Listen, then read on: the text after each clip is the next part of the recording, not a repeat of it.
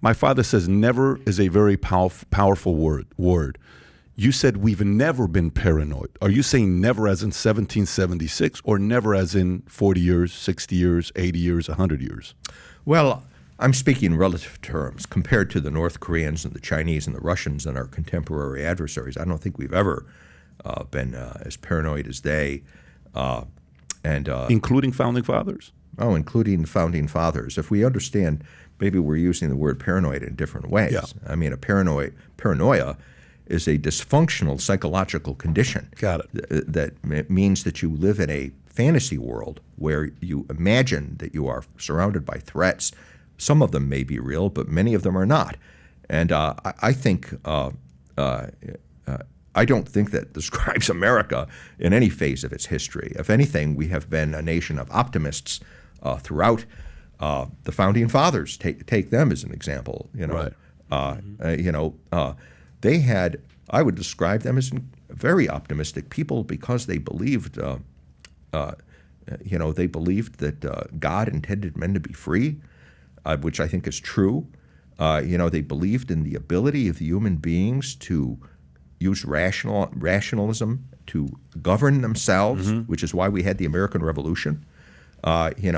The whole reason for the American Revolution, it was a gamble on human optimism, on the ability of human beings to be free, that you didn't need to have a monarchy, basically a tyranny, in order to have a good society, in order to keep order in society, that people were capable,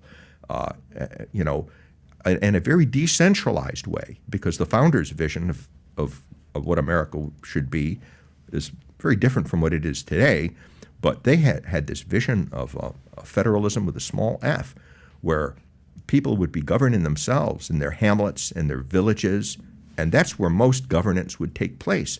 And then at the level of the states, that would be the next level. And the least amount of power was supposed to be in the federal government in Washington.